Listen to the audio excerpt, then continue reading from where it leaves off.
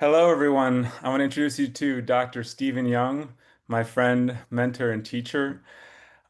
Stephen has treated over 9,000 patients holistically, but how I met him was a trip to Austin. I actually ended up at a party at his house, and I had the ability to spend about 20 minutes just one-on-one time with him. And I truly believe it was like the most powerful 20 minutes of my life. Just so much shifting took place. So that led to me signing up for retreat with Stephen the weekend of November 8th. So anybody who sticks around for this interview, for the whole interview, I truly believe it'll shift you in a positive way. So Stephen, if you don't mind just sharing a little story about yourself.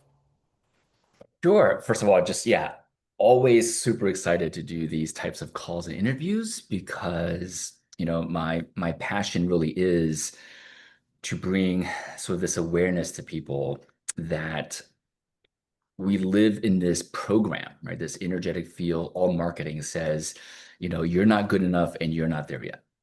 And they try to sell you their thing because that satisfies, right? It's almost like they program you to think that you're not there, you're broken, there's something wrong with you so that they can sell you the thing. Whereas this retreat, it's the literally opposite of that, right? And so, people will be sort of stepping into this experience of love, wholeness already there in full expression. And, and I've been doing this for the last 11 years, and how I arrived at that was, I was programmed, right, when I was young of you're not there yet, all the things. And yeah, when I was 14, that got so heavy and I felt so misunderstood and isolated. I just feel like people never got me or understood me. I was suicidal, like tried to commit suicide. But this voice said, don't do it. The voice said, actually, specifically, it said, there's no difference between Bill Gates, Martin Luther King, and yourself. They just think differently. It was just a weird enough statement to like get me to be really curious, like what does that even mean? So I embarked on this journey when I was 14 of understanding like how mind, body, and spirit works basically. And so, in the last 36 years, did treat 9,000 patients, been to multiple sacred sites around the world, doing very specific rituals for the betterment of humanity. And I call it a keystone moment in my life was about 16 years ago. I was in New Jersey, I had my office, clinic, health clinic, and I went upstairs to get a massage. And then about a minute after I was done the massage, I got a text message from someone here in Wimberley, Texas. And the text said, "How was your massage?" And of course, I stared at my phone. And I was like, "How do you know I just got a massage?" And then her answer changed the trajectory of my life. Her answer was, "Your soul told me." And so that's when I stopped reading published medical research and started reading esoteric ancient books, 1,000, 2,000, 3,000 years ago books, and discovered the truth of our existence, essentially. Right. And so, and the truth of our existence is that we are, if we use quantum mechanics and look at matter, we know all particles are waves at the same exact moment, the paradox, right? It's waves and particles. And so all of the universe's truths are right in front of us. We just been programmed to not see it, right? Because the other way said it is we humans, right, are physical humans, but we're also pure energy, right? And if we're pure energy, that means we're in one sea of energy because energy doesn't separate between myself, laptop, table. And the other way said it is we are pure spirit, right? Energy and spirit at the same time. And so, my passion these days is to support people in remembering that. And it's not about just teaching, it's about actually living it, right? It's one thing to teach and you got to like get the data in your brain and you got to practice 10,000 hours to master it. It's another to actually fully be in the experience. You basically immediately embody it, right? Like we can teach a fish what air is like forever, or we just pull the fish out of water for a second and put it back in. It knows what air is, right? And so that's what these sort of experiences are. Awesome. Yeah, I just I'm really excited because I've been on a journey for maybe 7 years now of just I'm gonna try this modality, I'm gonna try this retreat, I'm gonna try Tony Robbins, and I'll go to Joe Dispenza and all these different things, and I was coming from a place of brokenness. Like, who's going to fix me? I'm broken. And for the first time, I'm going to your retreat the weekend of November 8th, just from a place of wholeness, Mhm. and then just stepping into it with, hey, what could I co-create with God? Like, what's gonna happen out of here? Just out of it's coming with curiosity, and so I'm just really excited about that. And I wanted to ask you, when we spoke, you talked about the Ho'oponopono prayer, and that was very beautiful for me, and I've been doing that every day. And Great. so, do you mind going over that, just how you do Sure. the Ho'oponopono prayer, and just how it kind of just covers, like, to me, that my life was divinely orchestrated by God, and all those hard things in the past, I could tell you my big long victim story of all these series of events. But now we don't even have to go there because it's like I see, wow, it was all divinely orchestrated by God to get me to this place I'm at right now, which is like Yeah. stepping into bliss. And Yeah. so, yeah, if you don't mind touching on that. Sure. Yeah. And just to give people context, I've been using the Ho'oponopono almost for 10 years now. But about 3 years ago, during like very painful relationship breakup, I was like crying in bed for 2 days. Again, this voice I've had since I was five, giving me instructions, said, go get certified in the Ho'oponopono. And so I went and got certified. And this is where I learned from Dr. Hugh Lin the true essence of the Ho'oponopono. And anyone that has heard of the Ho'oponopono may have heard about a story where this Hawaiian guy went into this mental ward and he was tasked with improving everyone's mental um, mindset, basically, right? To help them be less depressed, happier, less suicidal, all the things.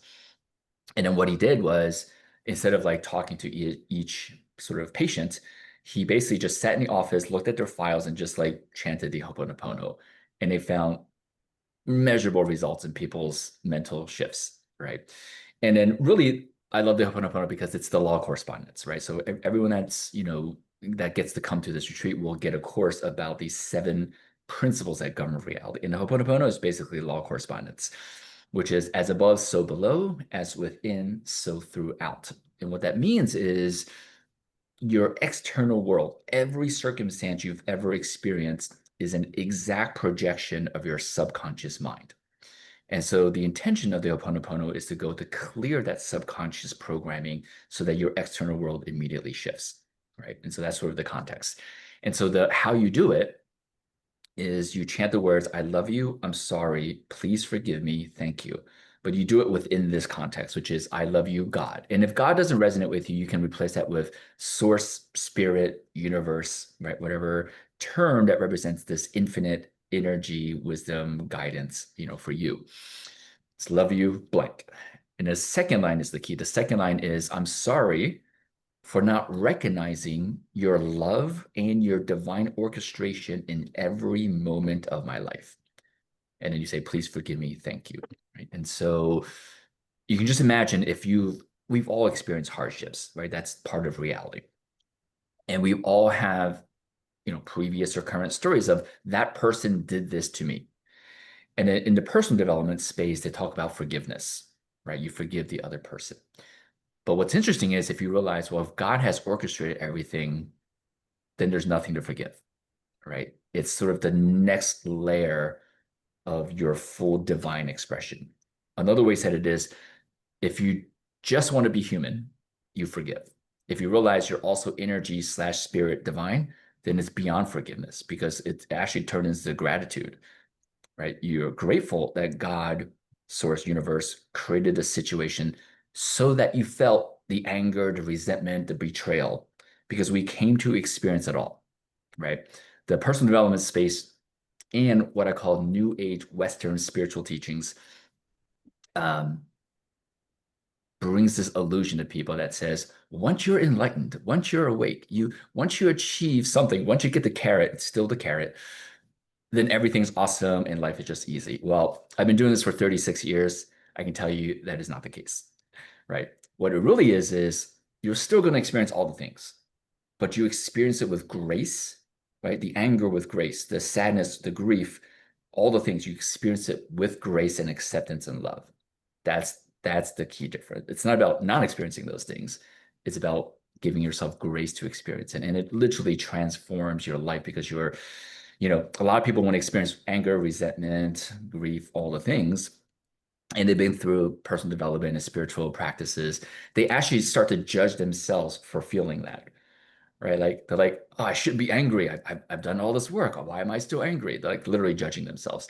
And it's like putting, lemon on a cut, right? That doesn't help the situation. But when you allow yourself to fully feel anger and you like just have this such immense grace and gratitude for like, oh my God, yes, when I was 7, the anger in me was instilled because I witnessed this between my parents.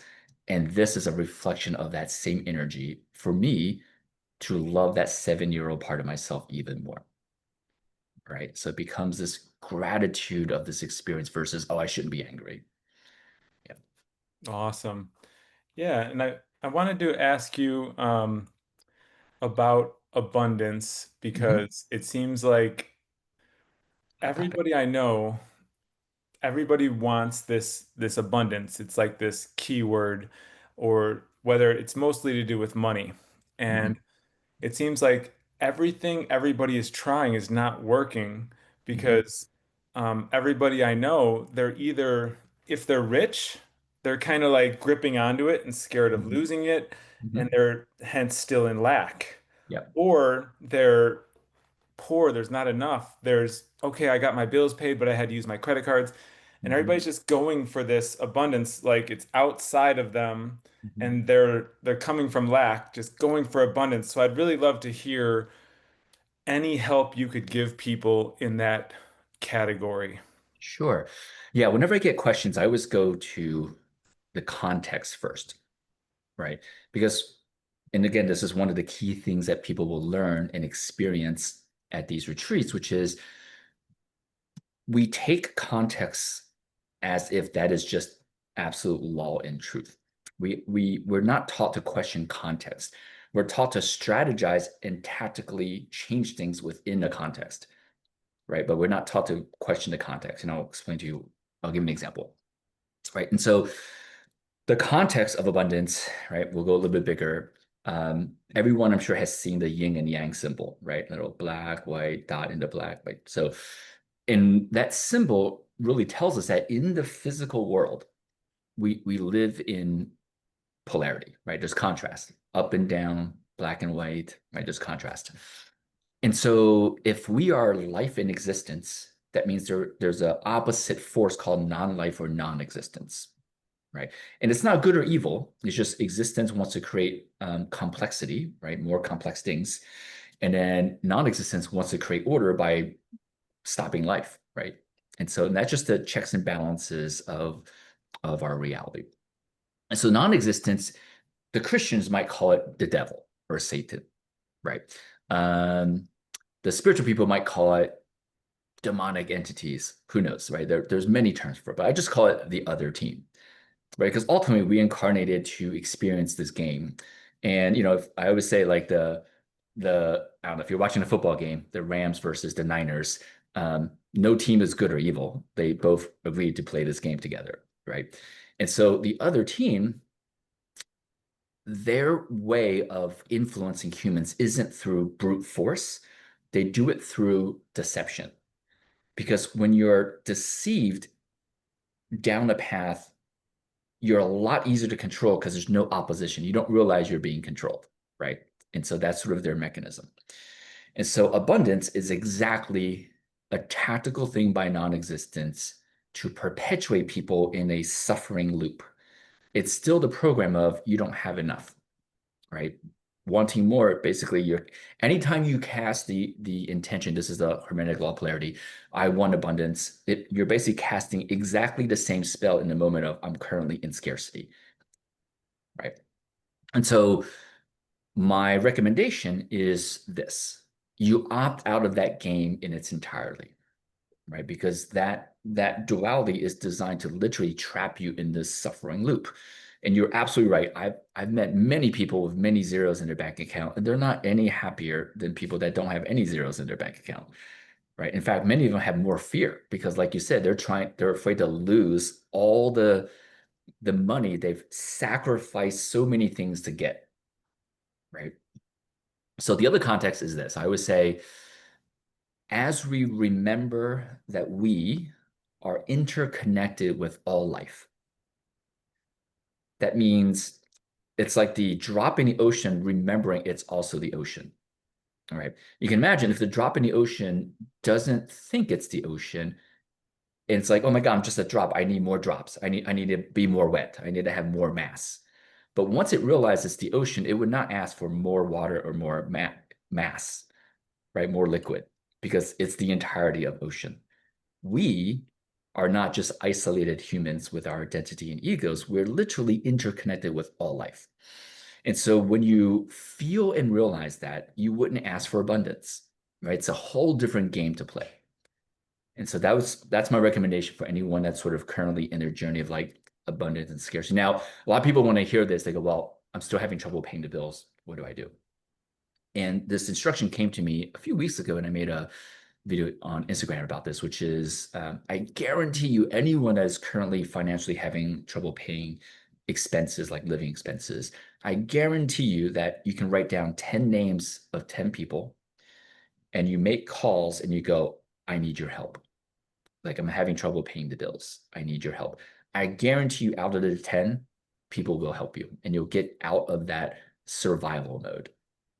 It's just that people have ego and pride and they don't want to bother people. They don't want to burden people. But you know what? You're interconnected with all humans. They're actually just a projection of you. You're really just asking yourself, right? And so you take that tactical action that gets you out of survival mode so you can now start to live from pure creation, pure expression. This is the future. Do you recommend any of this? I'm sure you've heard this before, where like every time I am at the grocery store and I get to pay for my groceries, like, thank you. I was able to create this money. Thank you, God. I was able to create this money to pay these bills. And so I'm just having this good relationship. And then let's say I get my monthly income comes in from the crypto and stuff. Thank you. Every time money comes in, every time I pay a bill, what do you think about that? Yeah. For sure. From a tactical perspective, there's many books on this. One of my favorites is Ken Honda's Happy Money, which is basically when you're spending money, you like express such gratitude, right? Because that's everything. I would say the context is our relationship to the act is way more important than the act itself, right? So let's say you buy some grocery for $100. Your relationship to it is, oh my God, the groceries are so expensive. There's so much inflation. This is costing so much. That energy creates the reality. Or you can say, and this is my belief, and by the way, anyone can adopt any story. And if you truly just believe that story becomes your reality. So the story I have with money is anytime I spend X amount, it always comes back tenfold, always, minimum. And this is what happens in my life, right? Just money just comes. And so these are, I mean, higher context. Like we are divine beings that can instantly create reality, right? We don't need a mechanism, right? The programming says you need to do A to get B. The reason they dangle that carrot is that context produces great workers, right? You follow orders, do this, and then you'll get this. We're not taught, no, you can just choose B instead of you need A to get to B. And so we are infinitely capable of so much more than what we've been taught in school. And that's one of the most exciting things for me is to help people be in a physical experience where you literally experience that. I think I had a conversation with you in one of these I call activations.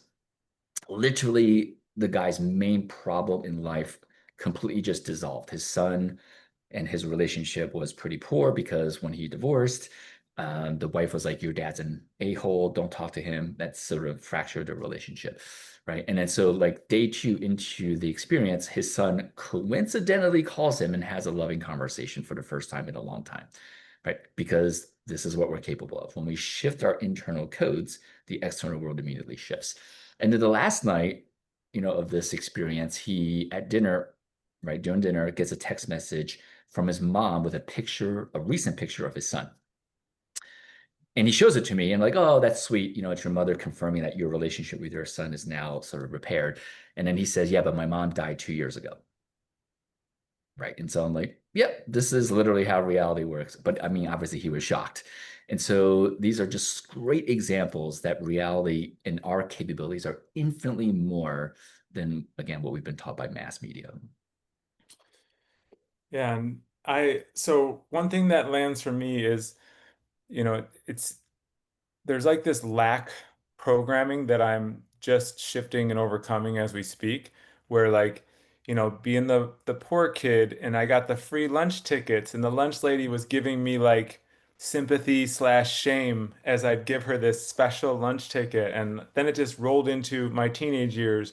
And then being a police officer for 15 years, it was just a very low salary, always spending more than I made. And so I just found evidence over and over and over and over again to confirm this lack. And so then I quit the police job like 4.5 years ago, no pension. And then as an entrepreneur, I'm just making all this money, but then I would crash, make all this money, crash. And so now I'm looking back at that, like, what is going on there? And then these looping thoughts will come through of lack, of there's not enough, of, oh, what if Bitcoin goes to zero? Well, what if it goes to 13 million, like they say, right? So neither one is true, and I'm trying to like neutralize some of those thoughts, but just curious if you could help me with that piece at all. Sure. The first thing to remember is money is this essentially fictitious thing. I mean, especially the US dollar, not backed by gold. We just print it. It's unsustainable, right? And it's crashing as we speak. If you look into the economics and what's happening.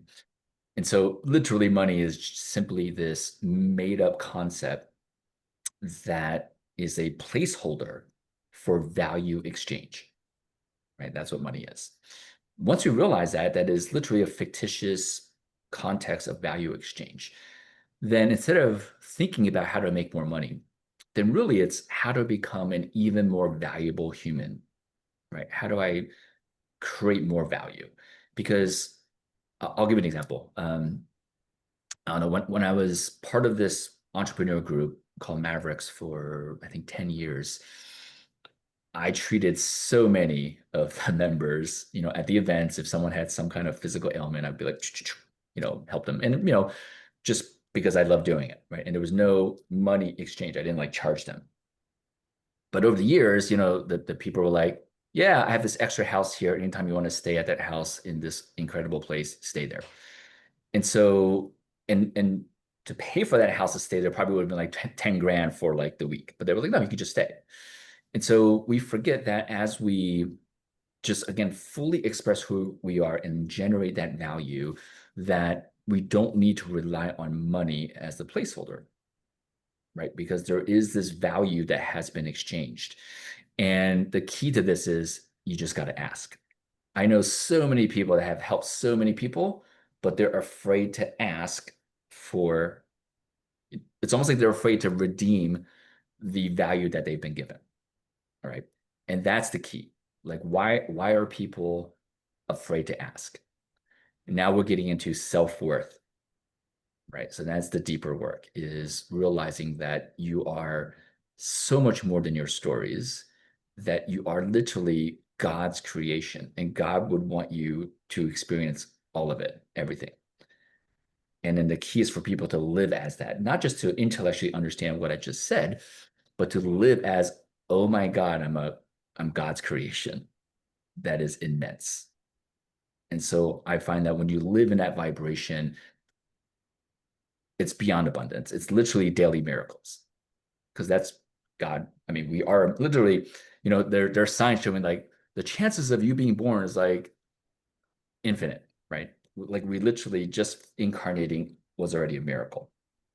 And so this is what God's source universe would want us to experience, is daily miracles, to remember that we literally are a miracle. It's just the mass programming says you're not there yet, you suck. Yeah. You say like parents say you have so much potential. That's basically saying you're not at your full potential and you're not there yet. Yeah. Yeah. Yeah. And the last couple months, there's been a lot of, like you said, miracles, miraculous things happening.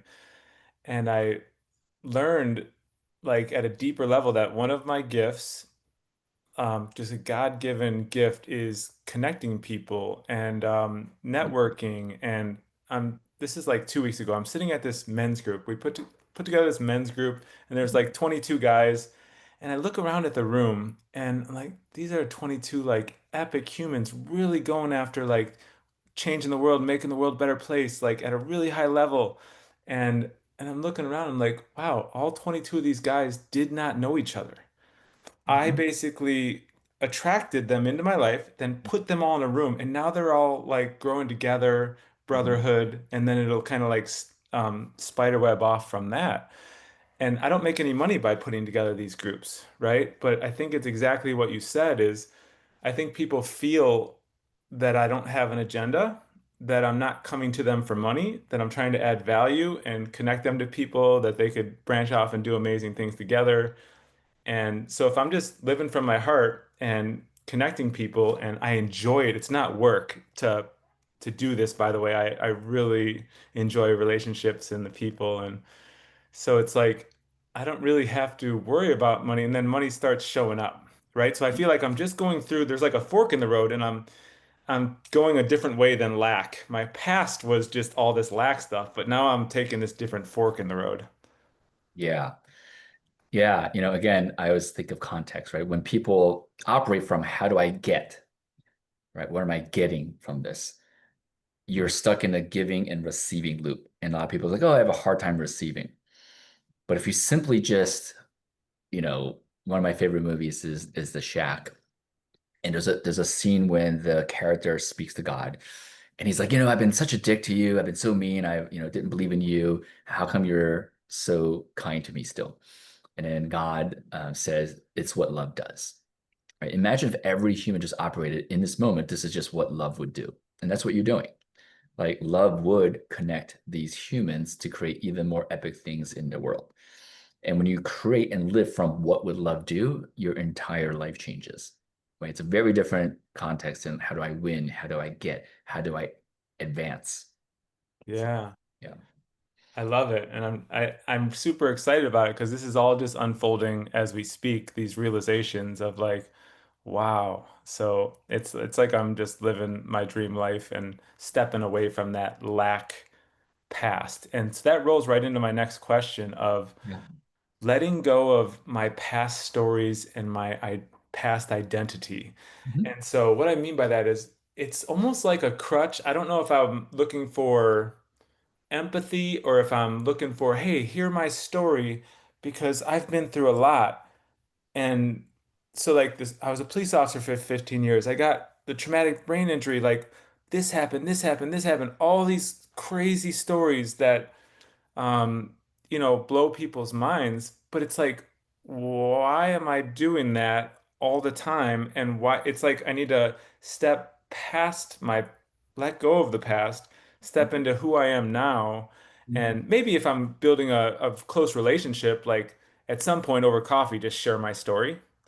But I don't have to constantly be dropping in, oh, I was on midnight shift for 15 years and I still can't sleep right and this and that. It's like I'm reiterating the story to like keep it alive, but it's not the story that serves me anymore.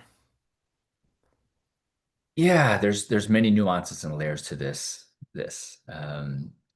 So about 7 years ago, I was given this awareness that our awake life is our energetic self slash spirit asleep and dreaming, right? And this has been confirmed from studying at this mystical place in Italy called Damanhur. Their teachings say the same thing. And so you can imagine if we have a reoccurring dream, right? Some kind of dream. Um, and the example I always give is like if we had a reoccurring dream, we left the oven on, we wouldn't wake up and like turn the oven off, right? We'd be like, oh, what does the oven represent? It's a metaphor. Maybe I'm baking something new, or meaning I'm in the process of creating, and I feel like it's gonna not, it's gonna fail, it's gonna burn, right? And so I find that for people who are experiencing any loops in their lives, the key is to not learn how to navigate the loop. The key is to get the metaphorical representation of that loop. You literally interpret those loops as if it's a dream. And so, what's the higher level metaphorical meaning? Because once we all know, once we get the metaphorical meaning, the reoccurring dream stops. Because that's just our consciousness trying to teach us something, right? Okay. Yeah. And so if there are any loops, anyone that's going through like, oh, this keeps happening to me. And keep in mind that the loops, the situation and the people and the actors in the scene can be different, but the story is the same, right? And most people try to navigate the story. My recommendation is observe the story as if it's a dream. What's the higher level metaphorical meaning of that story?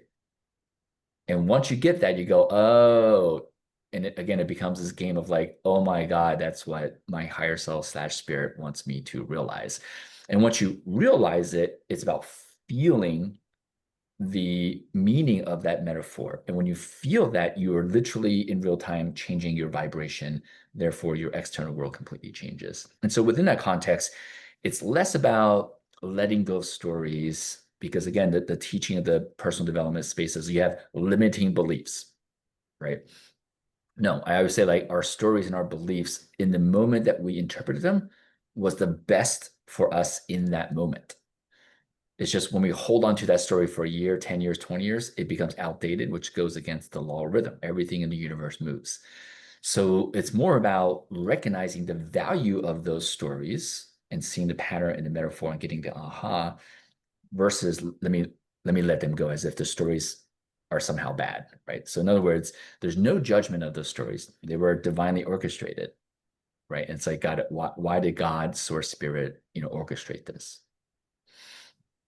Okay, so what just came to me as you were telling me that is like a message came saying, Sean, you've been through so many crazy things, and guess what? You're okay.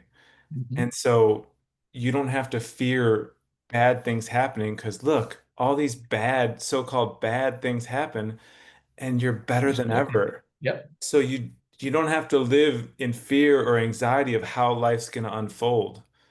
And it's almost like my life, picture it as like a movie. Mhm. And you don't want that movie to be like a 5-minute movie. You want it to be a 2-hour movie so you can enjoy the whole thing. And there's going to be ups and downs. And when you're watching a movie, one of my other teachers was telling me this, and it was beautiful. But he said basically, if you're watching the movie Avatar, you're going to feel like sadness and fear Mhm. and happiness and like just all these feelings are going to unfold during that movie. But Mhm. I don't have to and sit in this horrible place. It's just I'm like you said earlier in this call, I'm experiencing all of it and Yeah. it's all okay. So that's one thing that just kind of downloaded from what you said. Yeah. Yeah. I mean, literally, you can look at it as our awake life is a movie our spirit is watching. Wow. Yeah. Yeah, and I wanted to touch on free will since we're in this topic, but I was curious what your thoughts are on free will because I'm a little bit like going back and forth on this topic, and it's like, okay, so maybe God divinely orchestrated my life before I was even dropped into my mother's womb. Or maybe like my soul and God are sitting there before I get dropped into the womb. And hey, this is what I want to learn. I want to learn these hard lessons. I want to go through this. I want to go through this. And then you get dropped in. And so, like, this divinely orchestrated plan before it even started. Mhm. Now, I still feel like we have some free will, like Mhm. whether just in the daily life, but the big things, like, for example, when I was a police officer, and I think it was time in that plan for me to stop being a police officer and move on to whatever I was meant for from there. And I'm like, no, I got to get my pension. I got to stay till I'm 55.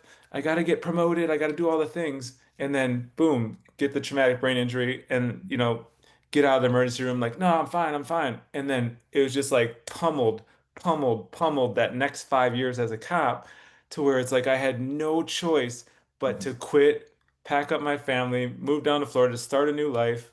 Mhm. And to me, it's like, I don't think that was free will. I think that was just divinely orchestrated, and I wasn't listening, so I just kept on getting hit with a 2x4 until I finally listened. Yeah. My current opinion and story is, and we'll start with the context of everything's a paradox. We live in contrast, which means we have free will and we have destiny, right? We're matter and energy at exactly the same moment. And so the story I have is there are these what I call keystone moments and experiences in our life that were chosen before we incarnated. But between those moments, we, the egoic human self, can make some decisions, right? But we're going to experience these keystone sort of moments. Now, I will say that because even that has its own paradox, right? And so, even within that context, there's a version where none of that is true. And essentially, for people that can get into what some people call the 0 point or complete ether or emptiness, you can override all of that. What I mean is, another way to contextualize is there's a way to get your physical self and energetic mind consciousness while you're still alive to go back to source and you can reprogram everything. That is possible. Hmm. Yeah. Interesting. Yeah. So, yeah, that kind of helps because I get what you're saying. It's a little bit of both with Yeah. free will in a way. And any tips on embodying a loving presence? And what I mean by that is so many people are stuck in their heads and their minds just controlling them, and they're not in the driver's seat. Their minds control them, and they think they are their minds. And obviously, just like I don't want to go get abundance, I don't want to go get present Mhm. because we are present. So I was curious if you could speak to that, just to really embody a loving presence as life unfolds, all Yeah. the waves of life, you know?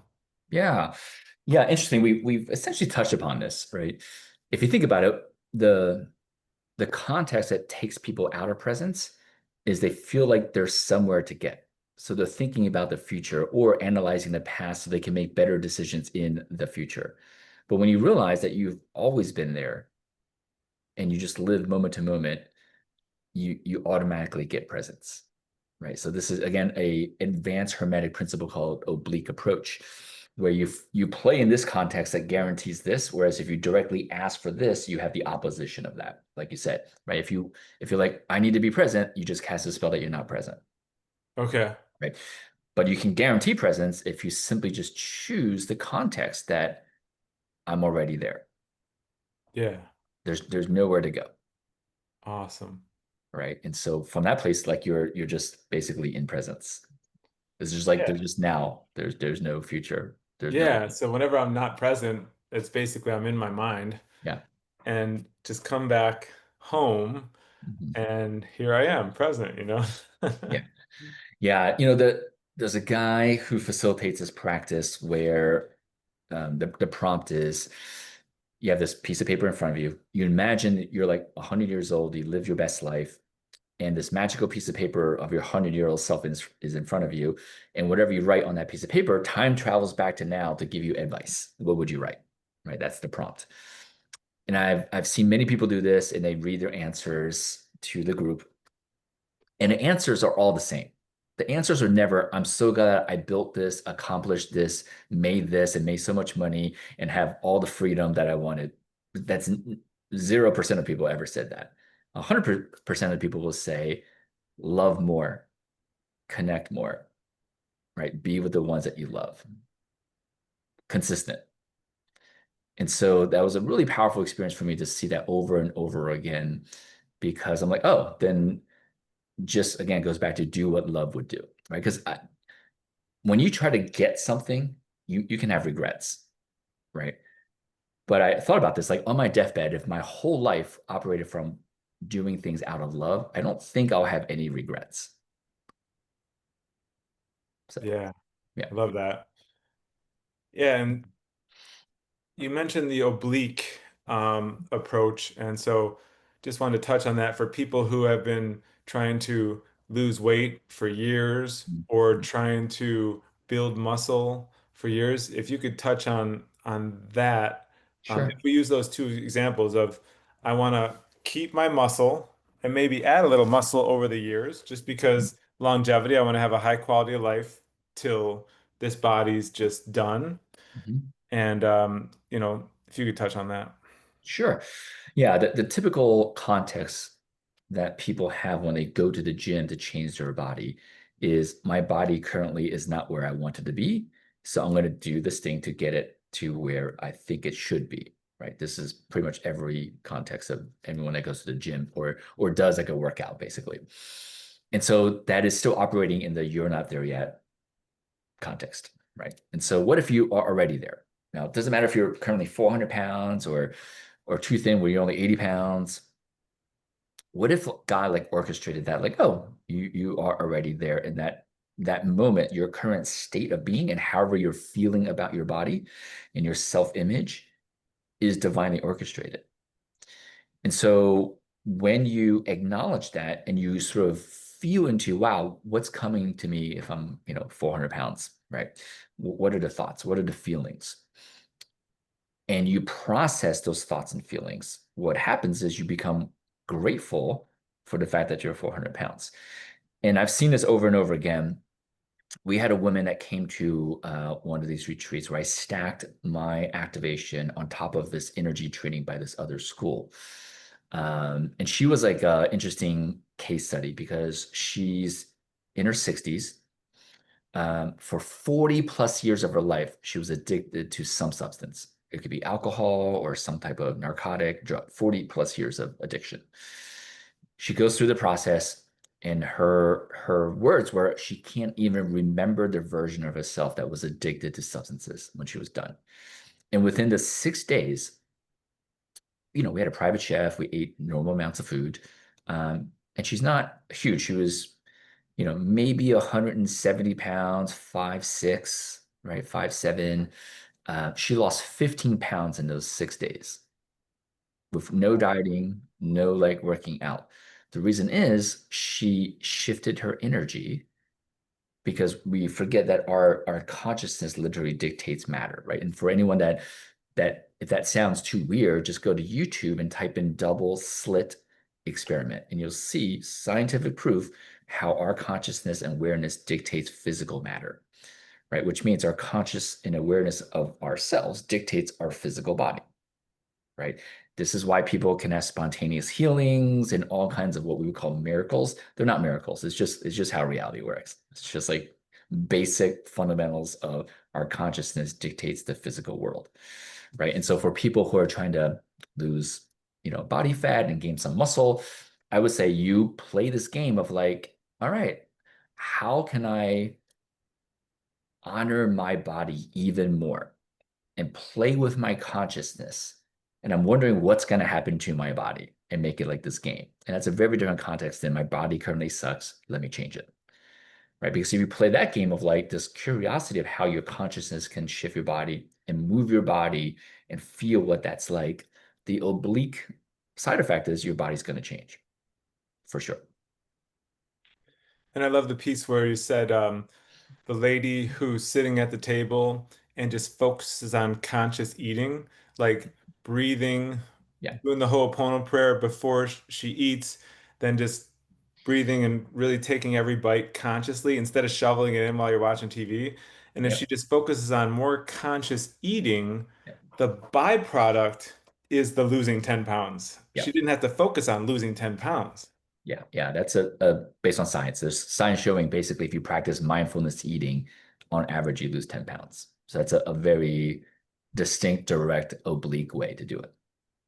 Beautiful. And so I just want to circle back to this. Basically, so many people are, hey, and this is no offense to anybody who's a practitioner in any of these categories, because I feel like all these people are providing value, Mhm. but I was like, okay, I need to go to this Reiki person. I need to go to this energy healer. I need to go to lift weights at the gym. I need to go do yoga. I need to Mhm. stretch. I need to meditate. I need to take all these supplements. Like if you saw my supplement cabinet, you'd be like, holy cow, it's like it's insane, right? And so it's just I need to keep on going and try this and try that and that online program. And it just goes on and on and on. And so back to the free will thing is like, what if I'm like fighting against what's already the divinely orchestrated plan and trying way too hard to get there wherever there is, and just it's just very interesting to me that that whole topic.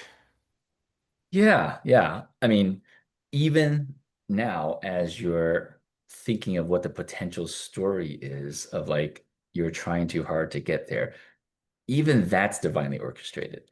That's the hilarity of reality, right? And so ultimately, this is just a game of who am I, right? And our ego likes to think we're here for a purpose.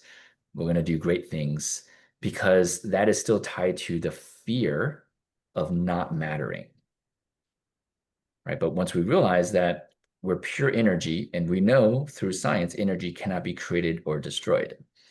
That means death is not the end of our existence because we're energy, right? Energy doesn't end. And so once we realize that, then this just becomes the analogy I give is like we put a quarter in an arcade video game back in the day. If they, probably now it's like $1. And you play this game. And we realize we're literally in this game, just playing this game. The real me is outside of the game, right? Like in the arcade. And it's like people have forgotten that you are not your physical egoic identity self. You're way more, way beyond that, right? It's like if I play Pac-Man and I forgot that I'm Steven and I think I'm Pac-Man, that would be really silly. Well, that's humanity. We were programmed, for this. And there were so many ancient teachings that helped us remember that we're so much more than just Pac-Man, that we're a Steven. But all of those teachings were suppressed because with those teachings, you don't need any mechanisms, right? You don't need to pray, you don't need to meditate, you don't need to, I don't know, Kundalini awakening, chakra opening, all the different things, because you are operating from this knowing that you are a divine being, And so it just goes back to like how big can we expand a context of existence that changes automatically everything downstream versus trying to change 80 different things downstream, right? I'm a huge Yeah. fan of like revealing what's that first domino to push that knocks all the dominoes down versus tediously trying to push every domino singly by yourself manually. That would be silly, Yeah. right? And so what's that first domino? What I found is it's the context, right? People, because we're not questioning context. So Yeah, I just feel like I'm stepping into just a whole nother level of freedom by not worrying or stressing, just kind of letting life unfold a little bit. Doesn't mean I'm going to sit on my couch and just expect everything to come to me. I'm still going to live from my heart, give, love, serve, have a great time, adventurous, joy-filled life. But I don't need to be like, oh, well, that Tony Robbins event didn't work, so I got to do this. I got to do this. Oh, it might be karma. Maybe I did something in my past lives and I was a real piece of shit in my past lives and I got to overcome this. And it's like this never-ending like cycle of not enough, not enough, got to get there. So it's like I'm stepping outside of that game and like looking at it and be like, Sean, it's okay. Breathe, relax, enjoy, become more playful, smile more. Quit being so serious?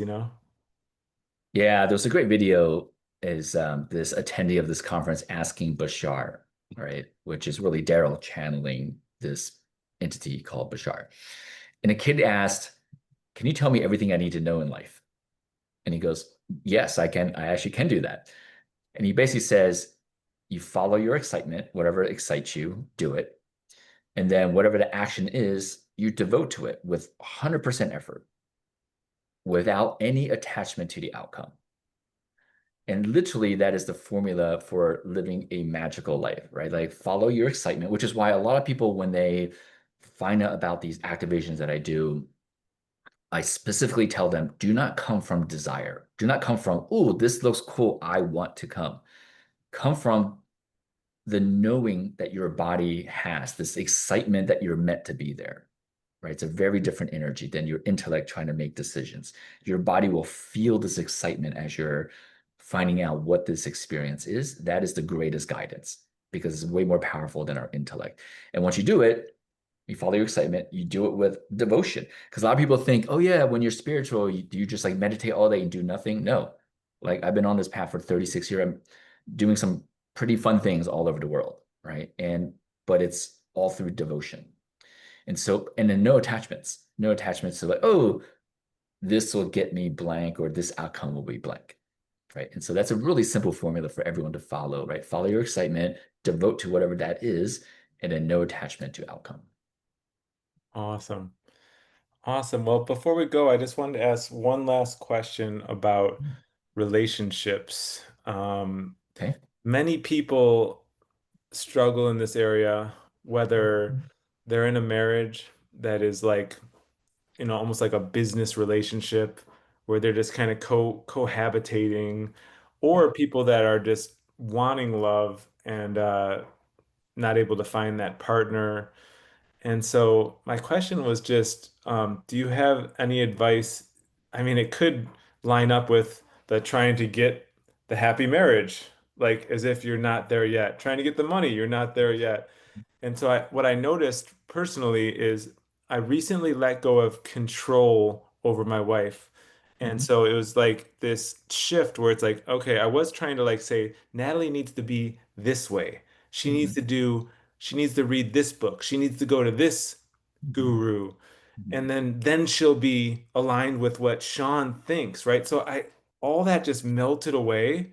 And I've realized Natalie's exactly who she's supposed to be, where she's supposed to be in this moment. And I didn't even talk to her about this, but I think energetically she felt it.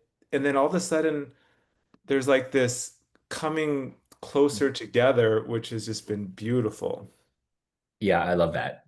Your humans are taught to experience reality through a transactional experience, right? Give and take, send and receive. But I would say, if you and I and a bunch of people were in a room, and let's say if I was sitting next to you and I fart, you could say, I farted on you. But everyone in the room is smelling the fart. And so that's a fun metaphor analogy for the fact that our field of existence, right? We know, scientifically when especially when our heart and our mind are in coherence, our electromagnetic field expands almost 40 feet away from us, right? It gets much bigger. Well, that electromagnetic field has a frequency. And so what is that frequency? Well, it's your state of being slash your stories. And so if you're choosing to see your life as is, I get to honor you because you're starting to live in the field of existence of seeing self as is, seeing all others as is, right? And so that's a really powerful context for people to realize because in that context, right, I'll give the fart analogy. If my reality was only transactional, I got to sit next to every person in the room and fart. But if I realized, no, I can just fart in the middle of the room and everyone's in it, it's way easier. Right. And so you just choose the field of existence to exist in. You don't have to think even transactionally anymore because literally everyone's in it. And that is way less work and effort than trying to be like, oh, let me make sure I see that person. Let me make sure I see that person as is. And so there's sort of that context. And the I believe the story that I have opinion is that if we were to see any partner, it could be a business partner, a marriage, or a good friend, right? If they're exemplifying any behaviors that is like irritating to us, it typically is a mirror of that state that you're feeling, right? Let's say someone acts a certain way and you get angry, let's say. Um, it's because that anger is in you. Typically, you saw one of your parents or both of your parents interacting that brought that feeling into you. And then you will repeat these feelings coming up because it's your higher self, God, source, universe saying, hey, I placed this anger energy in you when you were 5, 6, 7, 8, 9, right? For you to hold on to. So you feel what that's like, but now you don't have to hold it anymore, right? And it'll show up in your life multiple ways for you to be like, oh, got it. I'm supposed to let this go now and transmute it. So there's sort of that aspect to this as well. Wow. And I don't know if I'm pronouncing it right, but you said Bashir or Bashar. Bashar. Um, it's kind of like I'm taking his advice in my marriage, where it's like I'm choosing to go after something that's been kind of like dormant business type relationship with no attachment Mhm. and really just doing my best. And what was the other piece to what he said? Yeah, essentially it's follow your excitement, devote to that thing, no attachment to outcome. Those three. Yeah. So I feel like I'm doing those three Yeah. for the first time in 17 years of being together. Mhm. Well, that's exciting. Yeah. If you think Yeah. about it, So like, oh my God, it's, how much more intimate and beautiful can this relationship be? and So, it's like I don't know that I've ever known true love because it's been mhm. transactional and it's like I'm stepping into unconditional love and feeling like real love for the first time. And I'm starting to love myself that way. Like you said, it comes back to self also. So it's like I'm Yeah. stepping into this badass situation. Yeah, again, context. We've been programmed through media, movies to make love this thing that we transact. Give, receive, find, lost, earn, blank, blank, blank. And of course, in the Western New Age spiritual development, mostly infiltrated by the other team to trick us into suffering, is you got to love yourself so you can love others, right? All that is designed to keep you enslaved in suffering loops, that entire game. If you want out, what you do is you realize you are love. It's not something to transact, right? When a light bulb forgets, it's been programmed that it's not a light bulb. It's got to constantly worry about where do I shine? Where do I shine my light? But once it realizes, wait, I'm a light bulb, you're shining all the time. And so Yeah. my advice to everyone is remember that you are love. It's not a thing that you transact. It's literally your essence. And so just get back to that. Wow. So powerful, man. And when I'm loving people, like let's say family members, brothers, sisters, parents, whoever, Mhm. I want to like crack those eggs, right? And I I'll see someone who's really suffering and they've been suffering for many, many years, and I want to somehow get them out of their mind program and let them know like the clouds have been blocking the sun their whole life and kind of show them how to poke holes in the cloud to let the sun shine through so they could start to experience this bliss that I'm feeling. But I'm not right or wrong. I'm not good or bad. I'm not better or worse than them, Mhm. right? So in the past, it probably comes off as, oh, Sean thinks he's better. He's trying to push his shit on me. Mm. But do you have any thoughts on Yeah. how I might be able to help or Yeah. love? Yeah. Yeah. This is a very hot topic, especially for people who've been, a few years into sort of their own spiritual evolution. And it's common, like you expand your understanding of all the things and you see others that have not. There's a natural tendency to be like, let's expand. It's no different than like you have this amazing dish at this restaurant. You're like, oh my God, you got to try this dish at this restaurant, right? The key is this. If you will use the dish example, let's say you have this amazing dish at this restaurant and you meet some friends and you're like, you guys need to eat this dish, which is very different than, wow, that dish was so tasty, incredible. You just kind of share what your experience of that dish is without attachment because they are perfect as is. Of course, they don't need the dish, but you're passionate about this dish and you're going to talk about it and share it. In that context, I have not ever had anyone resist because I'm just sharing how much I love the dish. There was no, you need to eat the dish, trust me. Right. And Okay. so be very aware of, again, that energy of like projecting onto them that they need it because that was Yes. just, they're not there yet. So, Yes. Very true. Thank you so much, man. yeah. Such a powerful conversation. How can people connect with you and get more? Anybody who's interested in coming to the retreat, first of all, I think there's like 4 or 5 spots left. Yeah. Just reach out to me. I have a link that I could send you for Stephen's website.